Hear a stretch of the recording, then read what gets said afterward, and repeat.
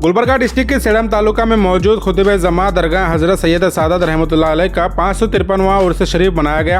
इस मौके पर 5 जनवरी 15 रजब बाद नमाज ईशा मिर्जा मंजिल छोटी बेस से जुलूस संदल निकाला गया, जो शहर के मुख्तलिफ रास्तों से गुजरता हुआ दरगाह को पहुंचा। यहाँ मिर्जा आमिर सोहेल बेग जुनैदी ने संदल माली की रस्म अदा की। इसके बाद 6 जनवरी को जश्न चिरागा और जलसा अजमत औलिया कॉन्फ्रेंस का इनेकाद हुआ। इस जलसे की सदारत मिर्जा मुजफ्फर बेग अम्मे मुतवल्ली हजरत सैयद सादत रहमतुल्लाह अलैह ने की, जबकि सरपरस्ती हजरत सैयद शाह अलाउद्दीन चिश्ती क़िबला सजादा नशीन दरगाह हजरत ख्वाजा गुलाम मुहिउद्दीन चिश्ती रहमतुल्लाह अलैह ने फरमाई और इस जलसे की निगरानी हजरत सैयद शाह खलीलुल्लाह हुसैनी किरमानी देशमुख साहब ने की। इस मौके पर हजरत हाफिज सैयद शहाबुद्दीन रिजवी साहब सजादा नशीन उदगी, शेख शाह इकबाल जावेद निर्मानी चिश्ती सजादा नशीन और मुतवल्ली दरगाह मिर्जा आमिर सोहेल बेग जुनैदी भी मौजूद रहे। इस जलसे में आए हुए तमाम मेहमानों का और ज़ाहिरीन का इस्तकबाल जनाब मोहम्मद महबूब बंदा नवाजी ने किया, जबकि मिर्जा मुदस्सिर बेग ने सबका शुक्रिया अदा किया और इस जलसे की निज़ामत मौलाना उमर फारूक अशरफी ने की। इसके अलावा जलसे में मौलाना मुफ्ती मोहम्मद तौफीक अहमद साहब और दीगर कई खास उलमा इकराम यहाँ शिरकत किए थे और देर रात महफिल समा का सिलसिला जारी रहा। उर्स के आखिरी दिन 7 जनवरी को सुबह 8 बजे से खत्म कुरान और चादर गुल का प्रोग्राम जारी रहा। आते हुए 80 किलोमीटर लिखा हुआ है, तो एक एक पत्थर गुजरता जा रहा था, 1-1 किलोमीटर कम होता जा रहा था। तो शादी भी ज़िंदगी का एक मकसद नहीं है, शादी ज़िंदगी का एक पत्थर है जिससे गुजरना है। औलाद होना भी एक पत्थर है जिससे बंदे को गुजरना है। उसकी रोज़ी रोटी की भी फिक्र करना है, इसलिए कि वो ज़िंदगी का एक पत्थर है, गुजरने का वो मकसद नहीं है। मकसद क्या है? वो है जिसको अल्लाह ने इरशाद फरमाया कि तुम्हें ज़िंदगी दी है ताकि तुम्हें आजमाए कि तुम नेक अमल करते हो कि नहीं करते। ये मकसद है। और ये मकसद हमें कहाँ पता चलता है? जब कोई शख्स इसके मुताबिक ज़िंदगी गुजारे, उन्हीं के पास पता चलता है कि ज़िंदगी का मकसद क्या है। आप कभी लोहार की भट्टी, जहाँ लोहे वाले की भट्टी होती है, वहाँ बैठें, आपको सिर्फ उसके जलने वाले कोयले के ज़र्रात का कालापन ही नज़र आएगा और आपके बदन के हर हिस्से पे लग जाएगा। आप कुछ काम करें या ना करें, क्यों? क्योंकि आप वहाँ बैठे ही हैं जहाँ पर कालापन है, यहाँ कोयला जलता है। लेकिन आप कभी अतर की दुकान के पास बैठें, अतर लगाए हो या ना लगाए हो, खुशबू ज़रूर मिलेगी आपको। हमारी दुनिया जो है, पैदा होने से लेकर मरने तक दुनियादार लोगों के पास बैठने से गुजरती है, इसीलिए हमें पता नहीं चलता कि हमारी ज़िंदगी का मकसद क्या है। अगर ऐसे आरास और बुजुर्गान दीन के उर्स में पहुँचते हैं, तब पता चलता है हमें कि हमारी ज़िंदगी का मकसद क्या है। बहुत फ़र्क है ज़िंदगी गुजारने को लेकर।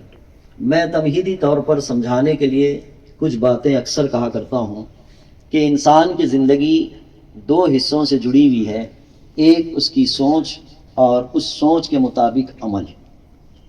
हर इंसान 3 तरह की सोच रखता है। एक सोच रखता है अपनी ज़ाती सोच, जिससे कोई किसी का तालमेल नहीं। दूसरी सोच उसकी ख़ानदानी सोच या घरेलू सोच या मुआशरती सोच, और तीसरी है अच्छी और सच्ची सोच। इंसान की ज़िंदगी इन 3 सोचों के दरमियान गुजरती है। अगर उसको मिसाल से समझना है तो यूँ समझें, जब फजर की आज़ान होती है तो फजर की आज़ान में घर वाले उठाते हैं कि उठ के चल ज़रा नमाज़ पढ़ ले। तो अब अपनी सोच पर अमल नहीं करता, बल्कि घर वालों की सोच पे अमल करता है। उठा दिए, चलो जाके नमाज पढ़ लिए। दूसरा ये कि उसको घर वाले उठा रहे हैं, नहीं उठ रहा, अलार्म उठा रहा है, नहीं उठ रहा, उसको वाज़ व नसीहत की जा रही है, नहीं उठ रहा, सोया हुआ है, वो किसी को नहीं मान रहा है, सिर्फ अपनी सोच पे अमल कर रहा है। अब कुरान की आज़मत को देखें, कुरान की तासीर को देखें, कुरान फरमाना क्या चाह रहा है उसको मुलाहज़ा करें कि आज का इंसान अगर कोई किताब लिखता है, आज का इंसान अगर किसी किताब को तरतीब देता है, तो वह इस बात का दावेदार नहीं हो सकता है कि जो मैं किताब लिख रहा हूँ ये अभी के लिए फ़ायदेमंद है और फ्यूचर में, मुस्तकबिल में भी लोगों के लिए फ़ायदेमंद हो सकती है। वह इस बात का दावेदार नहीं हो सकता है। और इंसान तो इंसान बड़ा से बड़ा प्रोफेसर हो, बड़े से बड़ा मुसन्निफ हो, वक्ती तौर पर फ़ायदेमंद हो सकता है, लेकिन हमेशा इंसान के लिए फ़ायदेमंद हो, हमेशा इंसान के लिए रुश्द व हिदायत का काम करे, وہ اس بات کی گارنٹی نہیں لے سکتا. لیکن قربان جاؤ قرآن مقدس کے اعجاز پر، قرآن مقدس کے فرمان پر کہ اللہ رب العزت نے جو کتاب نازل فرمائی ہے، اللہ رب العزت نے جو یہ کتاب اپنے محبوب پر اتاری ہے، یہ ابھی کے لیے بھی، آنے والے وقت کے لیے بھی، جس طرح حضور علیہ السلام کے زمانے میں لوگوں کی ہدایت کے لیے کام کر رہی تھی یہ کتاب، اسی طرح آج بھی لوگوں کے لیے ہدایت کا کام کر رہی ہے اور آنے والے وقت میں بھی ہدایت کا کام کرے گی. میرے پیارے آقا علیہ الصلوۃ والتسلیم کے پیارے دیوانوں، یہ قرآن مقدس اپنے اندر تاثیر رکھتی ہے، قرآن اندر پڑھنے والے کو ثواب عطا فرماتی ہے. میرے پیارے آقا علیہ الصلوۃ والتسلیم کے پیارے دیوانوں، حضرت مطعم بن جبیر رضی اللہ تبارک و تعالی عنہ ایک صحابی رسول ہیں. وہ اپنے ایمان لانے کا واقعہ بیان فرماتے ہیں کہ میں حضور صلی اللہ تعالی علیہ وسلم کے مسجد سے گزر رہا تھا. ہم قرآن مقدس پڑھتے ہیں ثواب کی نیت سے، لیکن قرآن مقدس کے اعجاز کو دیکھیں کہ قرآن مقدس جو پڑھتا ہے، جو سنتا ہے، اللہ رب العزت اسے کیسے ہدایت عطا فرماتا ہے.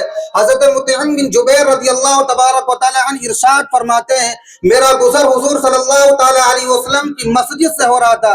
میں کیا دیکھتا ہوں کہ حضور صلی اللہ تعالی علیہ وسلم حالت نماز میں سورہ طور کی تلاوت فرما رہے ہیں. حضور صلی اللہ تعالی علیہ وسلم سورہ طور کی تلاوت فرما رہے ہیں. وَالطُّورِ وَكِتَابٍ مَّسْطُورٍ فِي رَقٍّ مَّنشُورٍ وَالْبَيْتِ الْمَعْمُورِ، تلاوت حضور علیہ الصلوۃ والسلام فرما رہے ہیں.